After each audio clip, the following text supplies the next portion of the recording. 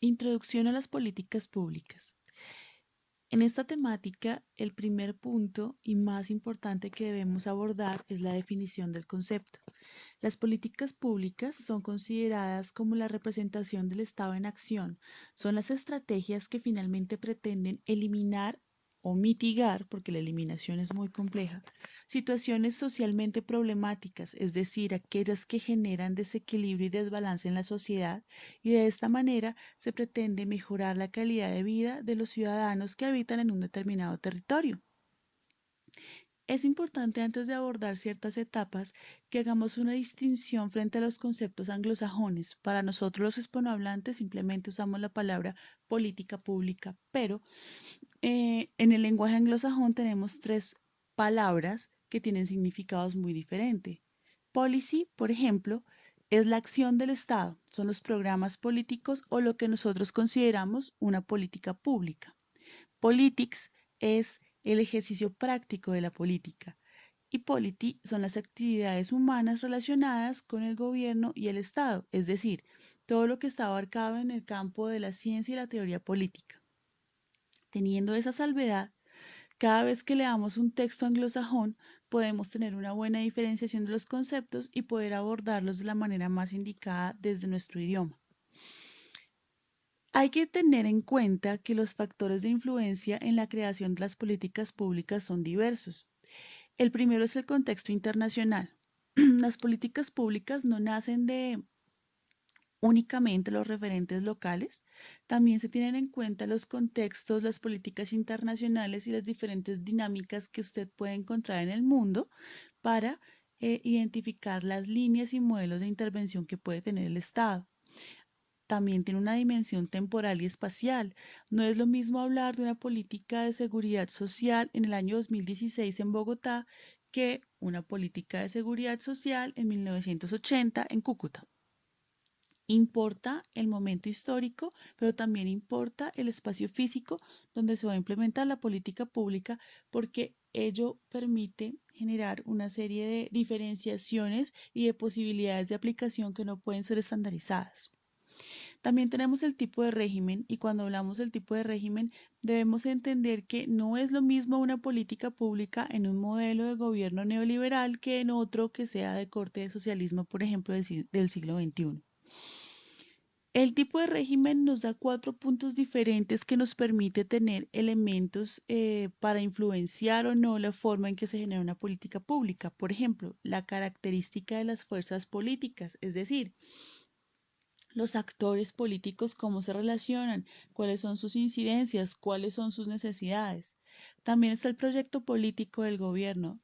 Es importante recordar que cuando se va a un proceso electoral y usted vota, lo que está haciendo es votando por un proyecto político, por un proyecto de nación. Por eso es muy diferente una política pública, por ejemplo, de seguridad social en un gobierno neoliberal, como decía, donde se disminuyen o se reducen las instituciones, que en un gobierno como el socialismo del siglo XXI, donde se crean instituciones para poder solventar los requerimientos sociales. También otro punto muy importante son las propuestas alternativas que se dan en el marco de los regímenes, es decir, cuáles son las propuestas que tienen los grupos sociales, los colectivos o aquellas organizaciones que no son estatizadas o que necesariamente no responden a las lógicas del Estado. Y obviamente la disponibilidad de los recursos. Es muy importante tener en cuenta que el nivel de ingresos o de disponible de efectivo que tenga un Estado determinará qué tipo de políticas públicas se pueden generar. A partir de ello hablemos del ciclo, cuáles son sus momentos. Y la política pública tiene una interpretación de cuatro ciclos. El primero es el diseño. Este momento del ciclo lo que hace es darnos el momento para encontrar cuáles son los problemas y tratar de delimitarlos para poder generar una estrategia de intervención. En ese diseño se dan los primeros esbozos de las alternativas de la política. La formulación, que es el segundo momento por su parte, es el que se dedica a determinar las alternativas de solución que se van a implementar. Todo ello se hace a partir de lo que se considerarían los diferentes modelos de elección. Está el modelo de elección racional total o absoluto, está el modelo de elección racional limitado o está, por ejemplo, el modelo incremental. Estos modelos lo que le permiten es determinar al tomador de decisiones la forma en que va a elegir las alternativas de solución para los problemas que ha identificado.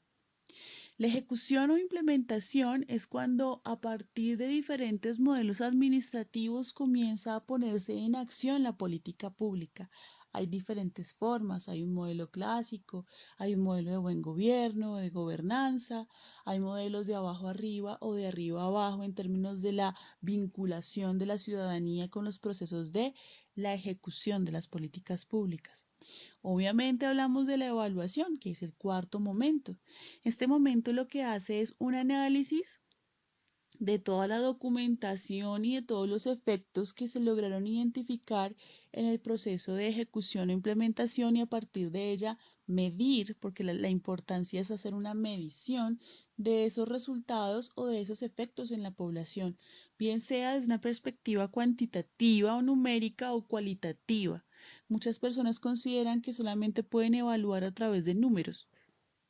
No es un error, porque los números son importantes, porque los datos y las cifras demuestran ciertos indicadores, pero también se debe evaluar socialmente y eso se hace también de una forma cualitativa, porque no solamente nos interesa la cifra que arroja el indicador, sino cómo las personas recibieron ese programa y cómo se logró dar una positiva implementación del mismo. Después de todo esto, tenemos que pensar cuáles son los efectos de las políticas públicas en la población, y son diversos. El primero y el más lógico es la movilización de recursos por parte de las autoridades públicas para realizar acciones específicas. El segundo son las transformaciones que se obtienen a partir de estas inversiones generando efectos o resultados. Toda política pública debe generar algún tipo de resultado. Y obviamente todo eso a qué debe conducir? Al mejoramiento de los niveles de calidad de vida de las personas porque se generan cambios sociales.